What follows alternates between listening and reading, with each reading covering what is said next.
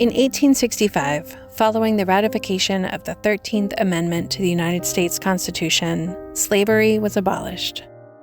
Almost immediately thereafter, laws and policies called Black Codes were put into place that dictated how Black people could work, what they could earn, whether they could vote, where they could live or travel or study. All of these measures were designed to oppress Blacks, and innumerable, shameful atrocities were committed over the next 100+ years all across the country. Once formalized, Black Codes became Jim Crow laws, and those laws were tactics to keep Blacks subservient after the end of slavery. But here's the thing. In Coconut Grove, a community largely settled by Blacks, they flourished. Over the years, we've heard about a thriving community with business and church and sports and schools and neighbors that paid attention to and cared for one another. In the interviews I did for this podcast, I heard it again and again. They were happy. Left to themselves to care for themselves, the community excelled. And when I've asked what happened, invariably I hear some version of integration. It's important to say here that I'm white. I'm the only white person on this podcast, and when I hear things like 76 years old, and you ask me, really, integration for my old neighborhood is the worst thing that happened to us. I can't help but wonder at the tension there. Isn't integration good? Weren't Jim Crow laws bad? How do we resolve that tension? What do we make of that? This is the integration problem. Those folks who think integration was the best thing, I guess my question would be, what are you comparing that to? Because if that's the case, and I use Coconut Grove as an example, when there were more people in Coconut Grove of color, then where are they? Because if it's integrated, I don't see the integration. When integration came about, I saw we left the neighborhood. We meaning people of color. We left our neighborhoods.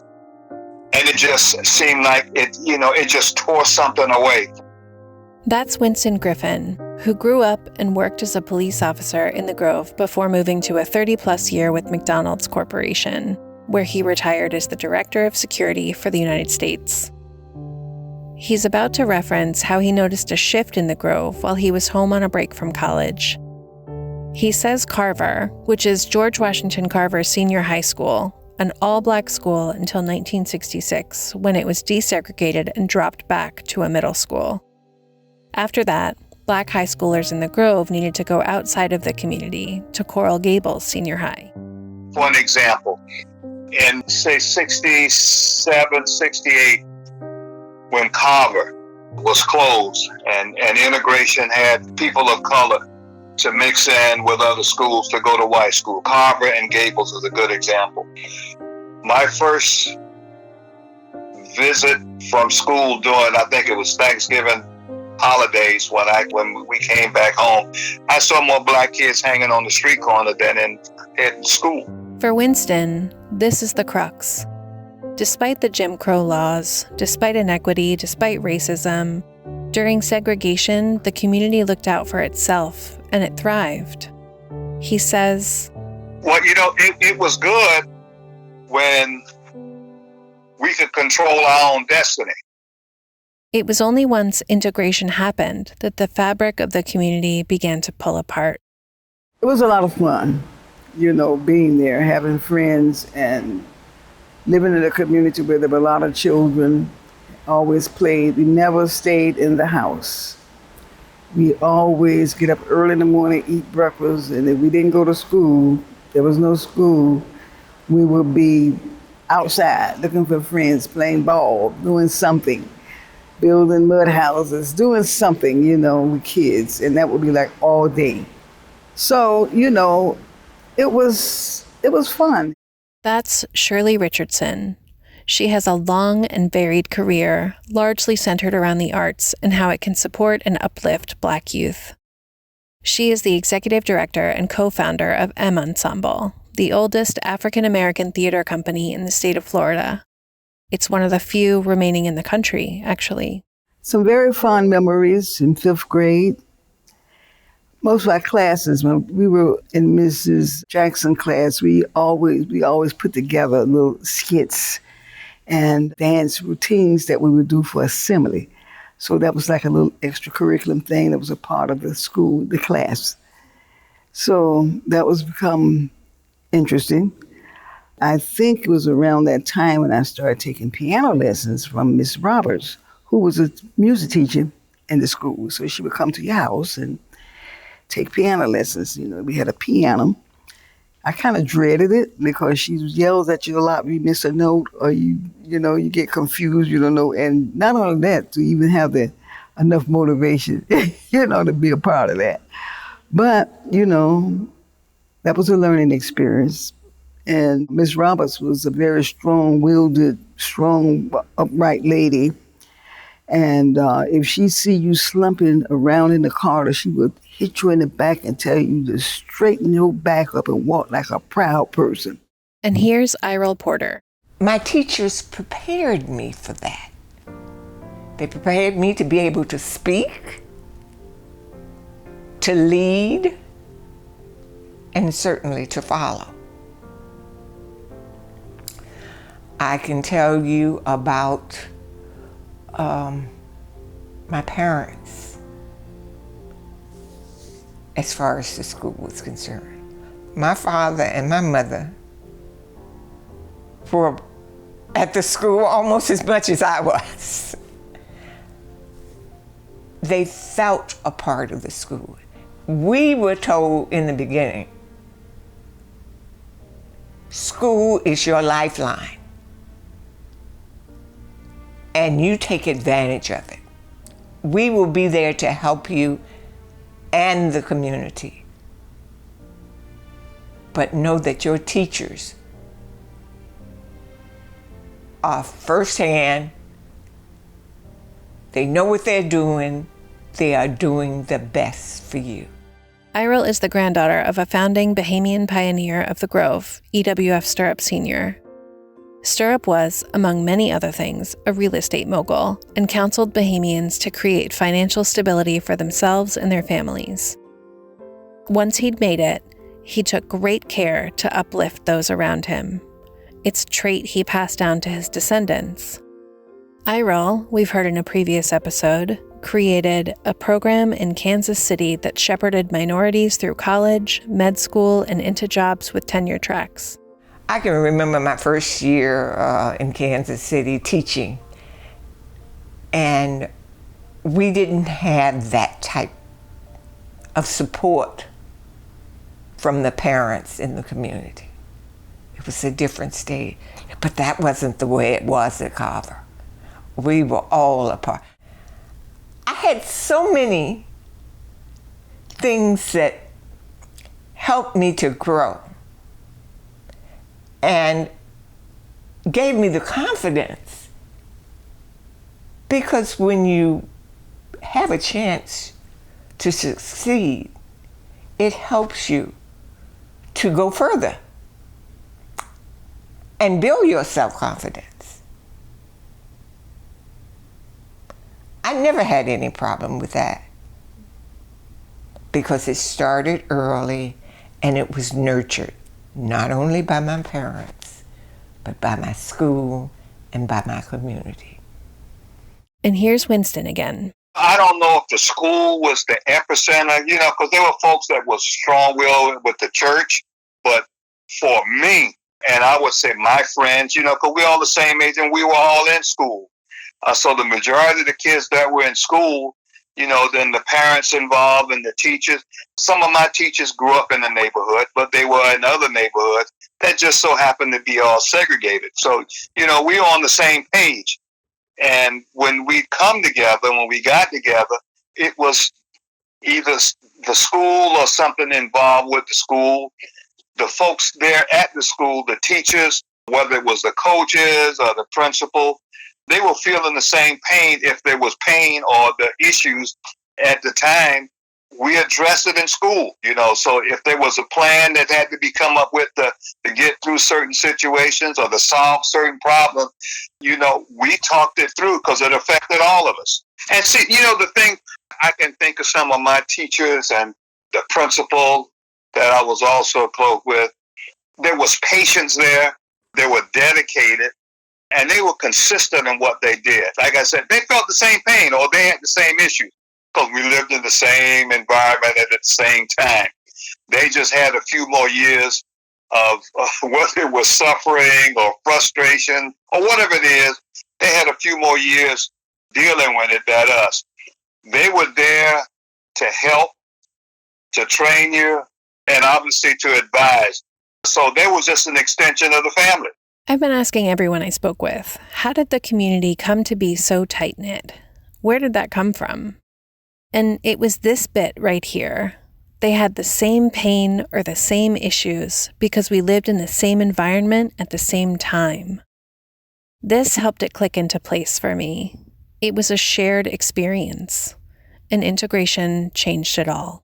So if there was integration, then something along the line just divided East Grove and West Grove.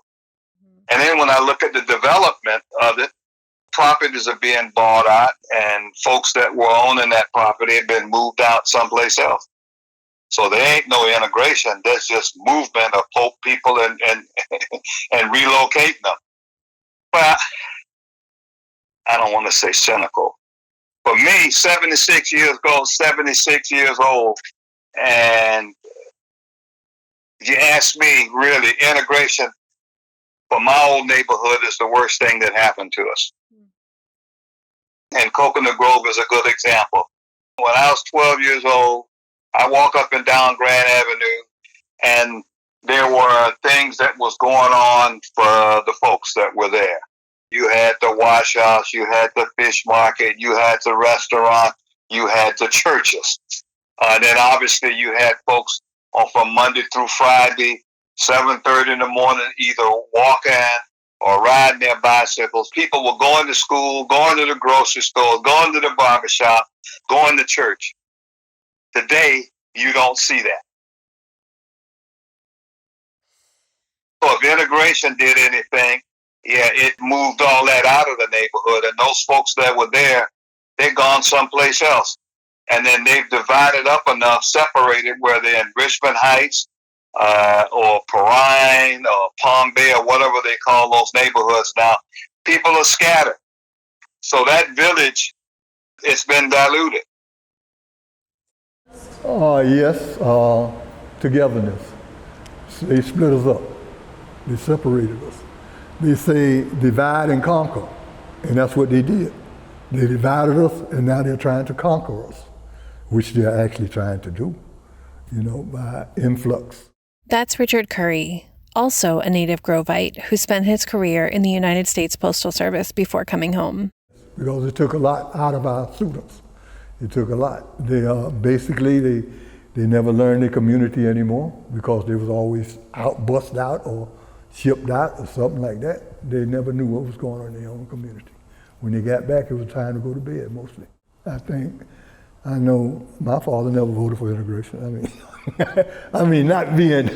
Not who's coming home to dinner or nothing like that. But it was more enjoyable if you had your own.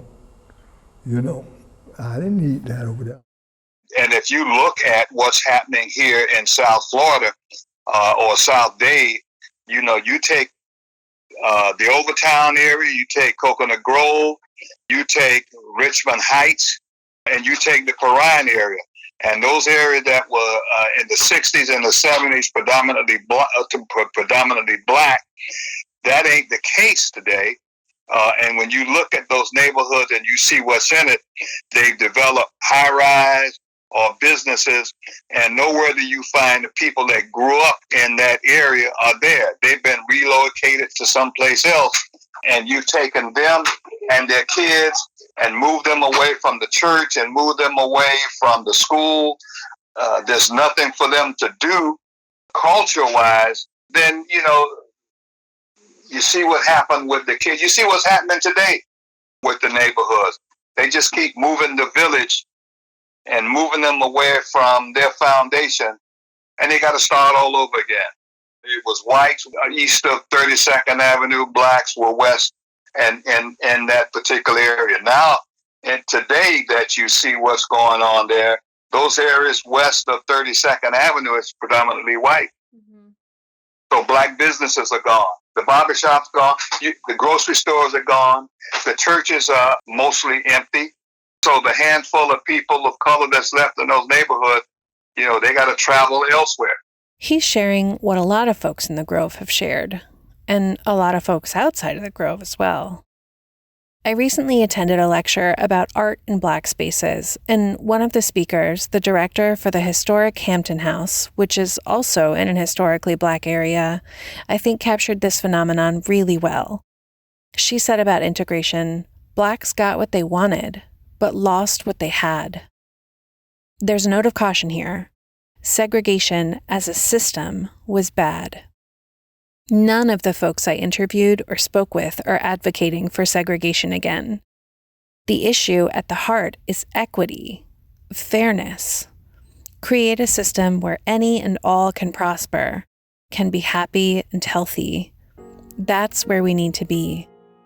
Here's Levi Kelly, who also went to school at Carver and is retired now. Levi grew up and still lives in South Miami, which was once predominantly Black, and is just west of the University of Miami. Matter of fact, we're being overrun by downward students from University of Miami because the guys are buying up the property and they're renting it out to the kids in the community. So when they walk through, they got their headphones or they're looking straight ahead and not used to speaking. So between 10 o'clock and 11 o'clock every day, when I know the kids are going to school and everything, and they're walking through and everything, I go out and I stand next to my truck on the street. I say, "Hi, how you doing? My name is so-and-so." So now I got about 10 of the kids come out, "Hey, Mr. Kelly, how you doing?" So, the train is gone. So, so you might as well embrace it and try to make the kids understand that we still have a community here. And that, and to learn a little bit about it. Here's a snippet of conversation between Leona and Carol, both founding members of this team, which may at first seem out of context, but listen in, it'll come together. That's when we went to see the play up at the Woman's Club about your granddaddy, the Monroes. Remember, you were with me. Yeah. And Arvamore Parks was there. And she talked to me and she asked me if we were able to go into the movie, what you're talking about. I said, no, we couldn't go there. And that's when I realized when you told me the joke. Arvamore Parks always thought that we could go but sit in the back. I said, no, we could not. No, we had to go to the Ace Theater on Grand Avenue. And with her being the historian that she was, I would have thought she would have known. I included that clip here because even though she's talking about which theaters Blacks could go to, the point she's making is even historians, our, quote, trusted authorities, aren't clear on the history of Blacks in this community. And that's the whole point. With the dilution of the community, these stories are lost or forgotten or remembered incorrectly.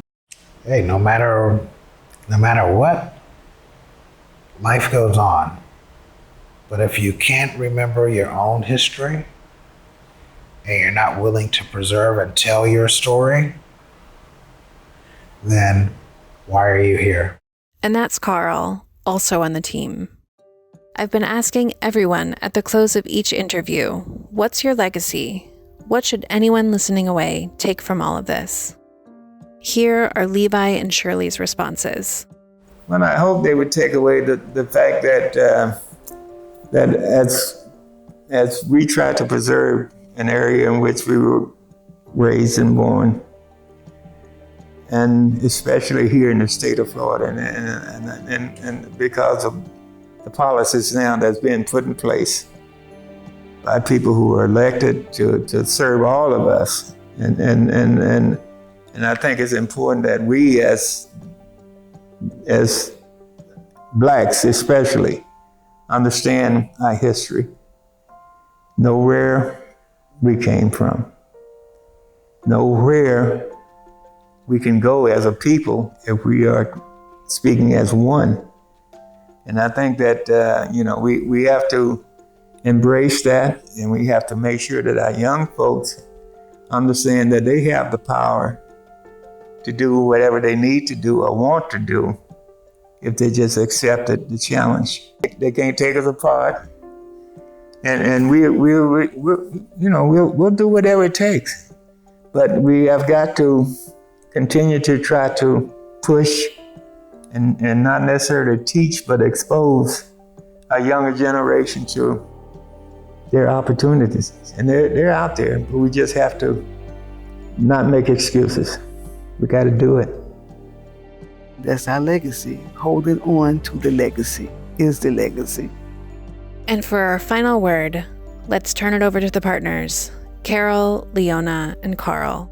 There's much more history here to tell. We can't get it all in a podcast. This is snippets, but it's relying on the memories as well of individuals who are still living. And going back to what you said before, this is why that we all have to take it upon ourselves to record, to jot down our family's histories so that it will be there for future generations to read and to understand and to learn about the legacy that they should be empowered to continue, or something like that. Okay. That's my suggestion, but I'm just guessing. That should have been recorded. It is. We're recording it.